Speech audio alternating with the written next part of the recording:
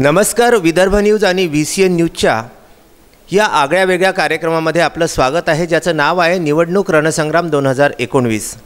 येत्या 18 एप्रिल रोजी होऊ घातलेल्या सार्वत्रिक लोकसभा निवडणुकीच्या पार्श्वभूमीवरती उमेदवारांचा परिचय हा सर्वसामान्य मतदारांना, सर्वसामान्य जनतेला, तसंच सर्वसामान्य जनतेचे प्रश्न हे उमेदवारांपर्यंत पदाधिकाऱ्यांच्या माध्यमातून पोचविण्यासाठी निवडणूक रणसंग्राम 2019 या आगळ्या वेगळ्या कार्यक्रमाचं आयोजन विदर्भ न्यूज आणि VCN न्यूजच्या वतीनं करण्यात येत आहे. GTPL सेटअप बॉक्स नंबर 72 आणि UCN सेटअप बॉक्स नंबर 81 वरती दररोज बातम्यानंतर आपण बघू शकत आहोत निवडणूक रणसंग्राम 2019. विधान परिषदेचे आमदार तसेच शिक्षण राज्यमंत्री श्रीकांत देशपांडे यांच्याकडे आज आपण आलेलो आहोत आणि शिवसेनेचे उमेदवार आनंदराव अडसूळ यांच्या या निवडणुकीच्या भाऊगर्दीमध्ये त्यांनी सुद्धा आपल्याला वेळ दिलेला आहे. त्यासाठी सर्वप्रथम आपण त्यांचे आभार मानूया. आणि या सर्वप्रथम शिवसेनेचा आनंदराव अडसूळांचा जो जाहीरनामा जनतेसाठी आहे तो आपण काय सांगाल? नमस्कार. मी शिवसैनिक पूर्वीपासून आहे आणि माझी निवडणूक जरी मी अपक्ष म्हणून लढलो आणि सभागृहात अपक्ष म्हणून बसलो तरी माझ्या मागे शिवसेनेचा इतिहास आहे, शिवसेनेचा ठसा आहे. मी शिवसेना प्रमुखांचा एकनिष्ठ शिवसैनिक आहे. अडसूळ साहेबांचा प्रचार मी करतो आहे. जाहीरनामा म्हणाल तर अडसूळ साहेबांनी त्यांचा जाहीरनामा लिखित स्वरूपात प्रसिद्ध केलेला आहे. त्याबद्दल मला फारसं बोलायचं नाही, पण मला असं वाटतं की ही निवडणूक राष्ट्रीय अस्मितेची आहे. एकीकडे काही पक्ष म्हणत आहेत की आम्ही देशद्रोहाच्या कायद्याला रद्द करून देशद्रोह्यांना संरक्षण देऊ. दुसरीकडे भारतीय जनता पक्ष आणि शिवसेना असं म्हणते आहे की देशद्रोह्यांना आम्ही थारा देणार नाही. काम पडलं तर इथला आतंकवाद संपवण्याकरता आम्ही पाकिस्तानात घुसून तिथले सैनिक मारू. आता मला सांगा की सर्वसाधारण जनता राष्ट्रीय अस्मितेचा विचार करेल का गरिबी हटावच्या नाऱ्याचा विचार करेल? यांचे गरिबी हटाव नारे गेल्या कित्येक वर्षापासून जनता ऐकते आहे. त्यामुळे मुख्य जाहीरनामा काय असेल? कामं म्हणाल तर अडसूळांनी कामं अनगिनत केलेली आहे. त्या कामांचा इतिहासच नाही, पण ही राष्ट्रीय अस्मितेची निवडणूक आहे. मोदींना प्रधानमंत्री करणं गरजेचं आहे आणि एक अडसूळांना मिळणारं मत हे अडसूळांना मिळणारं मत नसून ते मोदींना मिळणारं मत आहे, अशी जनतेची भावना आहे. त्यामुळे हाच खरा जाहीरनामा आहे की राष्ट्रीय अस्मितेवर ही निवडणूक आहे. अमरावती लोकसभेच्या निवडणुकीचा जर आपण विचार केला तर एक मोठा मतदारसंघ हा अमरावतीचा आहे आणि आनंदराव अडसूळ हे गेल्या 10 वर्षापासून आपल्या मतदारसंघाचं प्रतिनिधित्व करीत आहेत. अडसूळांनी बरेचसे कामं हे अमरावतीच्या जनतेसाठी केलेले आहे. त्यामध्ये सद्यस्थितीमध्ये असलेला वॅगनचा कारखाना, त्यानंतर आपला पंचतारांकित MIDC सारखं काम, अशी आणखी कुठले कामं आहे जी जनतेपर्यंत आपण आपल्या माध्यमातून पोचवू शकाल? नरखेड रेल्वे लाईन त्यांनी खूप अपग्रेड केली. त्यानंतर अमरावती रेल्वे स्टेशनहून आज ज्या 13 गाड्या सुटतात त्या 13 गाड्या त्यांनी विविध ठिकाणी सोडल्या. त्यामुळे अमरावती लोकसभेच्या आणि पर्यायाने प्रत्येक स्टेशनवर ज्या गाड्या थांबतात त्या लोकसभेच्या मतदारसंघाचा विकास हा झालाच आहे, कारण दळणवळणाची साधनं वाढली आहे. त्यानंतर तुम्हाला हे जे रोडचं जाळं दिसतं आहे याचं क्रेडिट कोणा एकाला नसतं, ते टीमला असतं. म्हणजे अमरावतीचे आतमधल्या आणि आजूबाजूचे रोड नॅशनल हायवेला जोडून गडकरी साहेबांना सांगून हे काम करवून घेणं हे देखील अडसूळ साहेबांचं यशच आहे. अडसूळ साहेबांचं यश म्हणाल तर पासपोर्ट ऑफिस. मला सांगा, अमरावतीच्या 20 लाख लोकांना पासपोर्ट काढायला प्रत्येक वेळेस नागपूरला जायला लागायचं. 2-2 दिवस वेळ जायचा त्यांचा. ते पासपोर्ट ऑफिस देखील त्यांनी अमरावतीला आणून त्यांची सोय केली. मला असं म्हणायचं आहे की केंद्राच्या अखत्यारीत जी कामं आहेत ती कामं त्यांनी ऑनेस्टली केली, याच्याबद्दल कोणीही संशय व्यक्त करण्याचं कारण नाही. आता लोक जे म्हणतात, म्हणजे तुम्ही हे विचारणारच आहात की किती दिवस दिसतात आणि किती दिवस नाही दिसत. मुद्दा असा आहे की या लोकशाही व्यवस्थेमध्ये नगरसेवकांनी कुठली कामं करायची, आमदारांनी कुठली करायची, खासदारांनी कुठली करायची, याला मर्यादा आहे. 365 दिवसापैकी 150 दिवस अधिवेशनाला जावं लागतं खासदाराला किंवा आमदाराला. हे लोक कधी समजतील? जर सभागृहातच गेलो नाही, सभागृहातच बोललो नाही, तर कुठून यश संपादन करणार आहात तुम्ही? अडसुळांच्या बाबतीत रिपोर्ट आहे की त्यांची गेल्या लोकसभेतली 85% उपस्थिती आहे. त्यांना संसद रत्न म्हणून 5 वेळा पुरस्कार मिळाला आहे. ते देशाचे केंद्रीय अर्थराज्यमंत्री म्हणून त्यांनी काम केलेलं आहे. त्यांनी जे सभागृहात जवळपास 64 चर्चांमध्ये भाग घेतला आहे. मग हेच काम आहे खासदाराचं, दुसरं कुठलं काम आहे? निव्वळ तिथे न जाता जर इथे उद्घाटनं करत बसलो आणि इथेच फिरत बसलो तर ही कामं कोण करणार आहे मग? त्यामुळे तुम्ही मूल्यमापन करत असताना खासदाराचं मूल्यमापनाचा मापदंड कोणता, आमदारांच्या मूल्यमापनाचा मापदंड कोणता, नगरसेवकांच्या मूल्यमापनाचा मापदंड कोणता, याचा जनतेने विचार हा केलाच पाहिजे आणि त्या विचारावरच मतदान झालं पाहिजे. या मताचा मी आहे. म्हणजे एकंदरीत आपलं असं म्हणणं आहे का की सर्वसामान्य जनतेला हे सुद्धा म्हणजे खऱ्या अर्थानं असं वाटतं की सर्वसामान्य जनतेला हे कळतच नाही की आमदारांची कामं कुठली असतात, नगरसेवकाची कामं कुठली असतात आणि खासदाराची कामं कुठली असतात, आणि विरोधी पक्ष जो असतो तो नेहमी सत्ताधारी पक्षांच्या विरोधामध्ये काहीतरी बडबडत असतो, असं आपल्याला म्हणायचं आहे का? या अर्थाने एकदम नाही. सुशिक्षित जनता पण आहे, ती हा विचार करतेच आहे. पण हा विचार जी मंडळी करतात त्यांच्यासाठी मला हे सांगायचं आहे की त्यांनी हा विचार केला पाहिजे की खासदारांची कामं काय आहेत, आमदारांची काय आहेत, नगरसेवकांची काय आहेत, आणि आपल्या खासदाराचं मूल्यमापन करत असताना त्याची मापदंड कोणते असले पाहिजे. म्हणून मी हे सांगितलं. सगळीच जनता विचार करते असं नाही, परंतु जी कोणती करते त्यांना हे समजावून सांगण्याची गरज आहे की खासदारांची कामं खासदारांनी प्रामाणिकपणे केली आहे.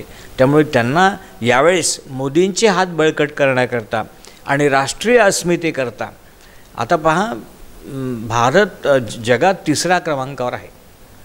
म्हणजे आतापर्यंत अमेरिका आणि इस्रायल या 2 देशांनी, मला असं वाटते की त्यांच्याकडे आतंकवाद झाला तर समोरच्या देशातल्या सैनिकांना घुसून मारलं. आतापर्यंत आम्ही चर्चाच करत होतो. म्हणजे 26/11 झालं तरी चर्चा, अजून काही झालं तरी निंदा, मग काय तर आम्ही युनेस्कोमध्ये जाहीर निषेध करू, याच्या पलीकडे काहीच होत नव्हतं. हे पहिल्यांदा घडलं की सैनिकांना मोकळं सोडून एक वेळा यांचा बिमोड करूनच जाऊ देत. म्हणजे ही जी हिंमत दाखवली ही मोदीजींनी दाखवली, आणि आता ती काळाची गरज आहे. काळाची गरज म्हणून तरी या देशाचा स्वाभिमान जगाच्या पाठीवर टिकून राहावा म्हणून तरी यावेळेस नरेंद्र मोदी प्रधानमंत्री बनणं आवश्यक आहे. त्याच्यासाठी अडसुळांना मत दिलं पाहिजेच, आणि अडसुळांचं काम देखील तसं आहे की त्यांना मतदान केलं पाहिजे. आपण विधान परिषदेचे म्हणजे पर्यायाने शिक्षणाशी संबंधित असे राज्यमंत्री आहात. अमरावती जिल्ह्यातल्या विषयी सुशिक्षित बेरोजगारांविषयी आपल्याला काय सांगावं असं वाटेल?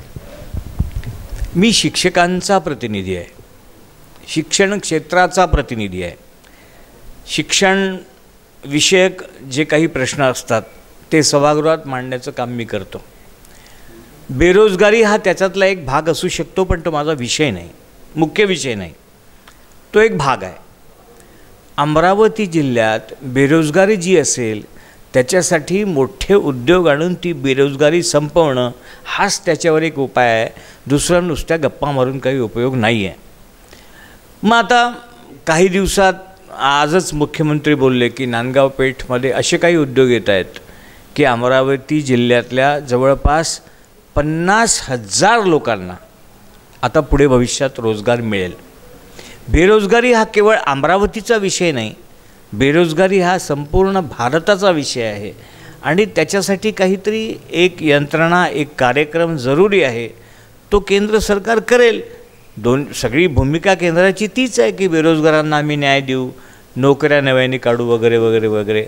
माझा पुरती विषय जो आहे तो एवढाच मर्यादित आहे की बेरोजगारी समस्या अमरावतीत आहे, त्याच्यासाठी मी पण एक असा अस्त्र आहे किंवा सभागृहातलं की मी त्याच्यासाठी जेवढं काही करायचं ते करेलच भविष्यात.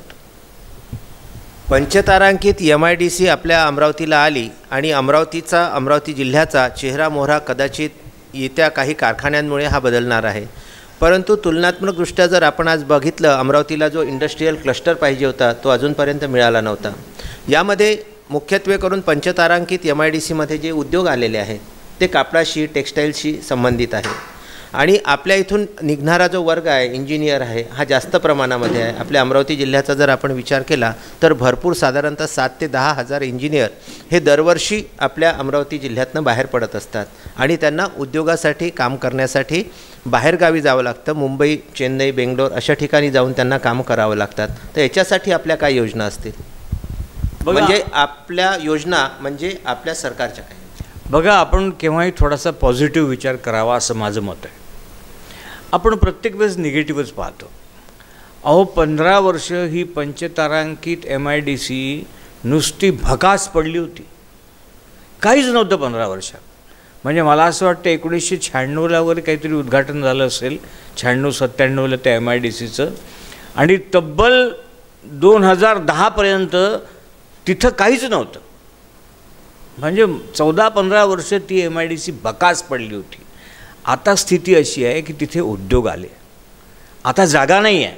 आता तुम्ही जागा मागायला जाल तर आता नव्याने जमीन अक्वायर करायची सुरू आहे पद्धती. आता जे आलं त्यात आपलं समाधान नाही आहे. जे आलं त्याच्यात जो काही रोजगार मिळतो आहे त्याच्यात आपल्याला समाधान नाही आहे. आता अमरावतीतून IT इंजिनियर जास्त बाहेर पडतात म्हणून IT इंडस्ट्री इथे येण्याची गरज आहे. त्याच्यासाठी प्रयत्न होईल. परंतु आज जे काही आहे, आज नांदगाव पेठ MIDCमध्ये नाही म्हटलं तरी 5-1 हजार लोक काम करतात.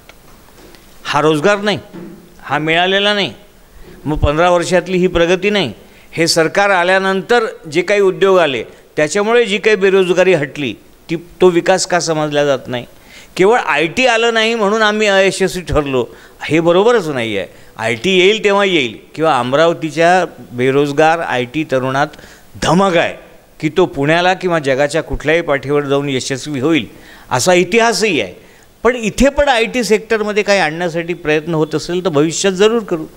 विरोधकांचा सतत एकच नारा लावताना विरोधक दिसत आहे. सध्याच परिस्थिती जर आपण बघितली तर आपल्या एक प्रकर्षानं लक्षात आलेलं आहे की भाजपा आणि शिवसेना या दोन्ही पक्षांना पर्याय उपलब्ध नाही आहे. आणि असं सगळं असतानासुद्धा विरोधकांची एकच असते नेहमी ट्यून की खासदार आनंद अडसूळ हे त्यांना भेटत नाहीत, हे त्यांच्याशी बोलत नाहीत. हे आपण आताच आपल्या पूर्वीच्या प्रश्नामध्ये उत्तर देताना ते सुद्धा सांगितलं की मुळात जनतेला याबाबतचे कामच करत नाही.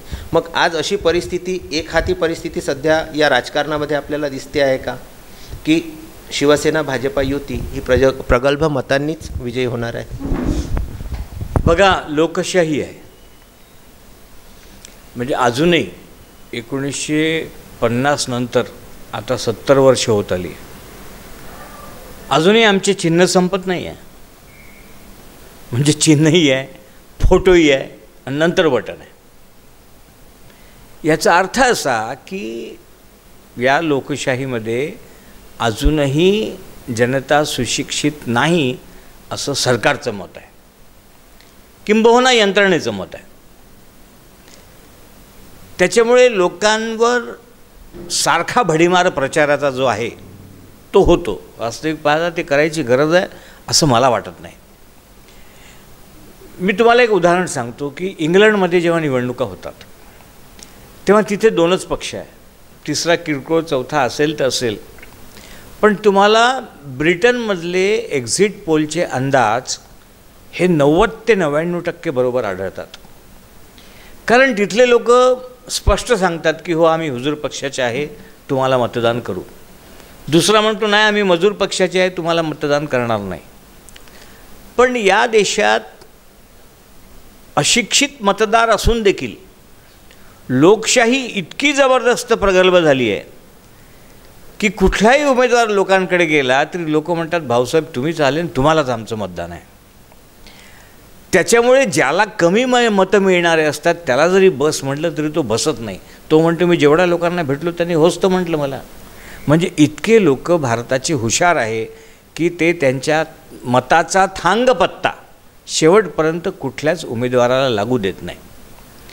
इतकी या देशाची लोकशाही खऱ्या अर्थाने प्रगल्भ झाली असं माझं मत आहे. राहिला दुसरा प्रश्न विरोधकांचा. राजकारणात एकमेकावर आरोप करणं हा भारतीय लोकशाहीचा काय म्हणता येईल त्याला वाईट म्हणा, चांगलं म्हणूच नका, पण अगदी आम्ही खालच्या पातळीवर उतरतो अपप्रचार करत असताना. पण माझा एक स्वभाव आहे, म्हणजे माझ्या निवडणुकीत देखील माझ्या विरोधात जे विरोधक उभे होते त्यांनी माझा अगदी नैतिक पातळी खालची ओलांडून प्रचार केला विरोधकांनी, पण मी त्यांच्याबद्दल एकही अपशब्द बोललो नाही. आजही मी लोकसभेतही कोणाबद्दल अपशब्द बोलणार नाही, उलट विरोधकांच्या विरोधाचं स्वागत करेन. कारण लोकांना तुम्ही टीका केलेली मुळीच आवडत नसते. लोकांना तुम्ही काय करू शकता हे सांगितलं तरच ते लोकांना पटतं. आणि तुम्ही स्वतः किती चांगले आहे हे लोकांना सांगा ना. दुसरा कसा वाईट आहे हे जेव्हा तुम्ही सांगायला जाता तेव्हा तुमची बौद्धिक क्षमता लोक ओळखतात. अगदी अडाणी माणूस देखील ओळखतो. त्यामुळे मी कुठल्याही निवडणुकीत कुठल्याही विरोधकावर टीका करणार नाही. आणि आता तुम्ही ज्या प्रमाणात म्हणाला की विरोधक शिल्लकच नाही का, असं होत नाही. लोकशाहीत विरोधक असतात. हे जे वातावरण आहे ते वातावरणात सगळेच फॅक्टर काम करतात निवडणुकीत, सगळे, अर्थकारणापासून तर समाजकारणापर्यंत. त्याच्यामुळे विरोधक हे असतातच, विरोधक हे बोलतातच. परंतु आता सर्वसामान्य जनता त्या विरोधाच्या पलीकडे गेली असं माझं मत आहे. पलीकडे गेली. लोकांना नरेंद्र मोदी प्रधानमंत्री पाहिजे आहेत. त्यामुळे ते कुठल्याही विरोधाला न जुमानता हा विरोधासाठी विरोध होतो आहे असं लोकांना कळलेलं आहे. ते ऐकून लोक बरोबर यावेळेस धनुष्यबाणावर मतदान करतील याबद्दल माझ्या मनात संशय नाही. या अमरावतीच्या सार्वत्रिक निवडणुकांमध्ये जर आपण बघितलं तर पहिल्यांदा 24 उमेदवार हे एकत्र रिंगणामध्ये आहेत. आणि त्यातच आपण जर बघितलं तर रिपब्लिकन ऐक्य जे आहे ते तुलनात्मकदृष्ट्या दिसत नाही आहे. वेगवेगळ्या गटांमध्ये वेगवेगळे सगळी मंडळी ही विखुरल्या गेलेली आहे. त्यातच आपण जर वंचित बहुजन आघाडी ही नवीन निघाली, आणखी कोणी अपक्ष उमेदवार आहे, क्रांतिकारी पार्टी वेगळी आहे, अशा असंख्य पार्ट्या. आणि त्यातच या रिपब्लिकन पार्टीचं जे आदराचं स्थान आहे अशा राजेंद्र गवईंनी युवा स्वाभिमानकडे जाणं आणि हे जे बहुजन मत आहे याचं एकंदरीत काय होईल आणि या येत्या लोकसभा निवडणुकीमध्ये याचा काय परिणाम होईल असं आपल्याला वाटतं. आज डॉक्टर बाबासाहेब आंबेडकरांचं पुण्यस्मरण करण्याचा खरा दिवस आहे. म्हणजे त्यांना जी रिपाई पाहिजे होती ती रिपाई दुर्दैवाने अस्तित्वात नाही याचं मनापासून खरोखर दुःख आहे. म्हणजे रिपाई हा पक्ष अगदी त्याचं इतकी अवहेलना करून टाकली की एका ठिकाणी ती रिपाई अमका गट, त्याचे वडील राष्ट्रीय अध्यक्ष, पोरगा राज्याचा अध्यक्ष, त्याचा नातू जिल्ह्याचा अध्यक्ष, असे हे गट करून टाकले. त्यामुळे रिपाई जनतेचे खऱ्या अर्थाने त्यांच्या भावनेचा आदर केला गेलाच नाही. आणि आता तीही जनता समजली आहे की या रिपाई नेत्यांमध्ये कुठलाही दम नाही. त्यामुळे पहा तुम्ही, रिपाई जनता स्वतंत्रपणे यावेळेस म्हणजे सत्सद विवेक बुद्धीला स्मरून मतदान करेल. रिपाई जनतेलाही सगळं कळून चुकलं आहे, मुस्लिमांनाही सगळं कळून चुकलं आहे. राष्ट्रीय अस्मिता, राष्ट्रप्रेम या सगळ्या गोष्टी त्यांच्याही जवळ आहेत. त्यामुळे ते सकारात्मक विचार करतील. रिपाईच्या कुठल्याही गटातटाच्या राजकारणात ते जाणार नाही असा विश्वास मला वाटतो. एक प्रश्न आम्ही नेहमी चर्चेमध्ये घेतो की आपण आपल्या उमेदवाराचं ज्यावेळी समर्थन करीत असतो तर त्यांना आम्ही नेहमी एक विचारतो की सर्वसामान्य मतदारांनी त्या उमेदवाराला, म्हणजे आता मी तुम्हाला विचारणार आहे की सर्वसामान्य मतदारांनी आनंदराव अडसुळांनाच का निवडून दिलं पाहिजे. मी सांगितलं की या देशात जर प्रेसिडेन्शियल डेमोक्रेसी असती तर तुम्हाला मोदींना का निवडून द्यायचं हा प्रश्न निर्माण झाला नसता. या देशात संसदीय प्रणाली आहे. त्यामुळे तुमचं हे मत सरळ मोदींना जाणारं मत आहे जे तुम्ही अडसुळांना देणार आहात. म्हणून त्यांना ते दिलं गेलं पाहिजे. तुमचं हे मत सरळ मोदींच्या विकासाच्या दृष्टिकोनाला, राष्ट्रीय अस्मितेला आणि या देशाला ज्याची गरज आहे त्या सरकारला जाणार आहे. People get the government which they deserve. पहा, लोकांना सरकार तेच मिळतं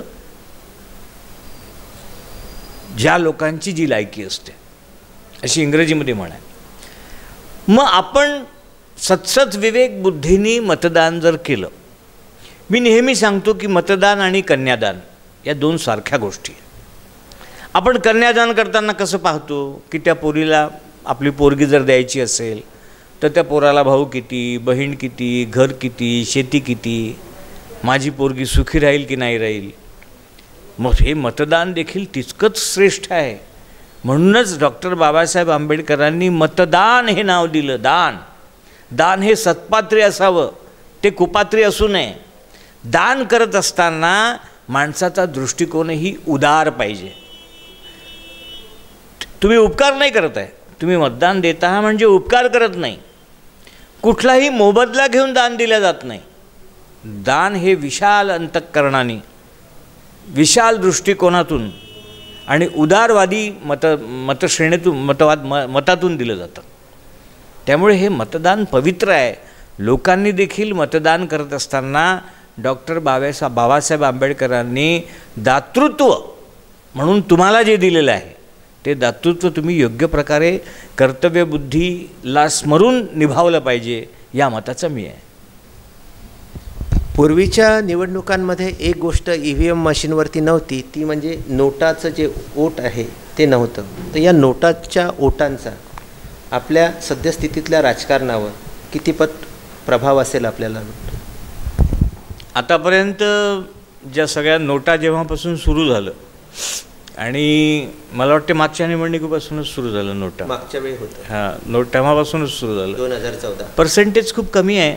म्हणजे लोकांनी हे मान्य केलं आहे, तुम्हाला तो अधिकार असला पाहिजे की वरच्यापैकी कोणीच लायकीचं नाही बुवा, त्यामुळे मी माझं मत कोणालाच देत नाही.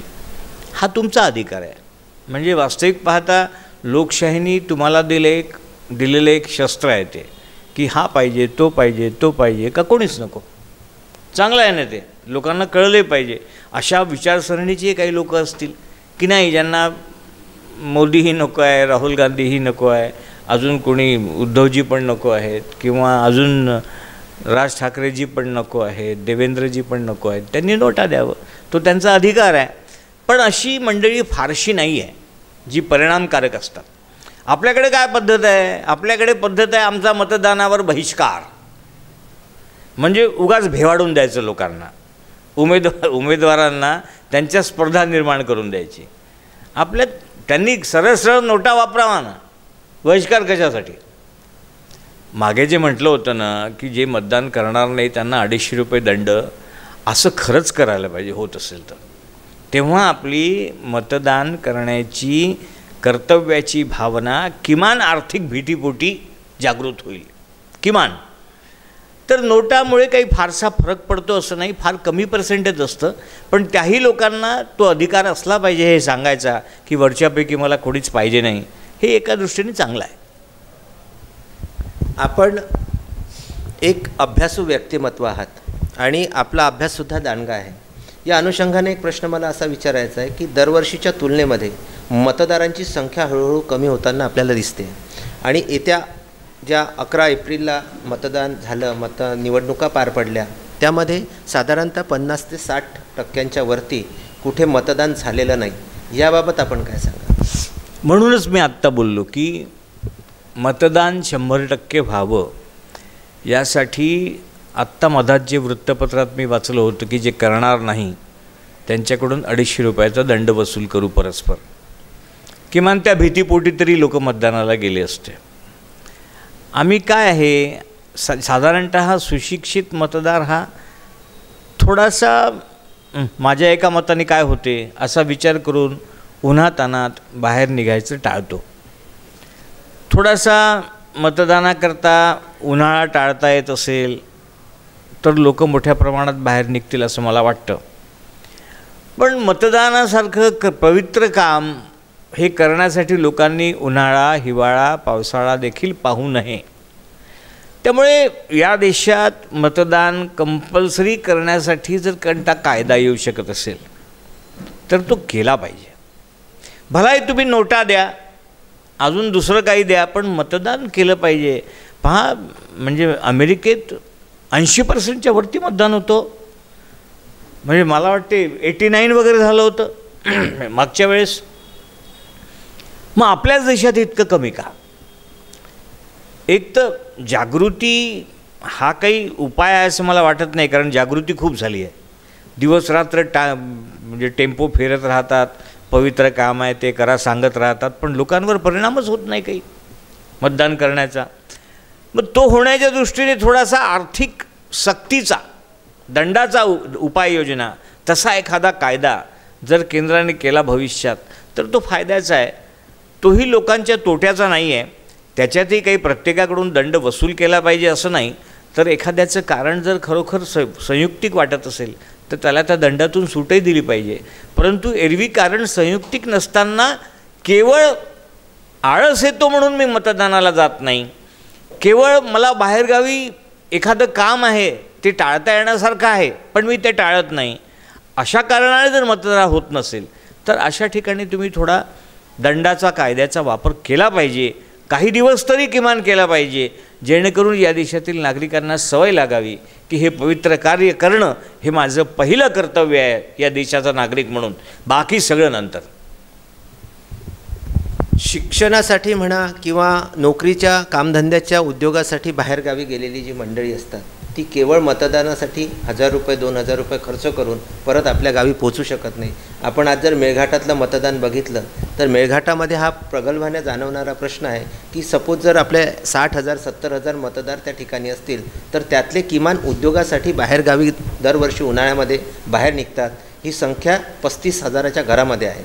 एवढा मोठा हा जो आकडा आहे हा आमच्या एका अहवालातून, आम्ही जो सतत दौरा केलेला आहे मेळघाटाचा त्याच्यावरून आम्ही आपल्यापर्यंत पोचवत आहोत की फार मोठी मंडळी ही उद्योगासाठी, पोटापाण्यासाठी बाहेरगावी गेलेली आहे आणि ती 2000 रुपये खर्च करून फक्त मतदान देण्यासाठी पोचू शकत नाही. तर याच्यासाठी काय उपाययोजना झाली पाहिजे असं आपल्याला वाटतं? ज्याप्रमाणे सरकारी नोकरांना बॅलेट पेपर दिला जातो त्याप्रमाणे जे मतदान केंद्रावर कामाला असतात त्यांना बॅलेट पेपर दिलं जातं. त्याप्रमाणे काही नागरिकांनी जर अर्ज केला की मी या दिवशी गावात नाही आहे, मला पोस्टाने मतदान करण्याची सुविधा देण्यात यावी, अशी जर सिस्टीम निर्माण केली तर अजून मतदानाचा टक्का वाढेल असं माझं मत आहे. ही डेव्हलप झाली पाहिजे, याच्यावरही विचार करता आला पाहिजे. आपल्या सद्यस्थितीमध्ये जर आपण बघितलं तर आपल्याला किती वाटतं की आपल्या अमरावती जिल्ह्यातला किती % मतदार हा बाहेर असेल? मला तसा तेवढा अभ्यास नाही, पण बघा, जे अनेक लोकांचं तर मतदार म्हणून नोंदणीच नाही आहे, असेच कमीत कमी अमरावती जिल्ह्यात किमान 5-1 लाख नागरिक निघतील की ज्यांची मतदार म्हणून नोंदणीच नाही.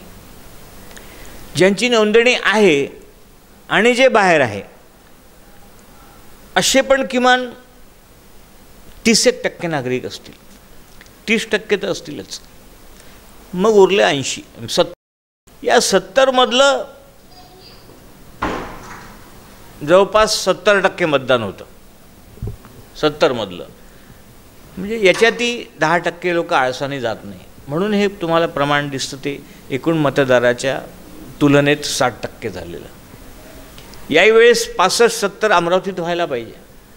ते करण्यासाठी हा इंटरव्ह्यू जास्तीत जास्त लोकांनी पाहावा आणि हे राष्ट्रीय कार्यच आहे, हा राष्ट्रीय महायज्ञ आहे, याच्यात तुमची समिधा पडलीच पाहिजे.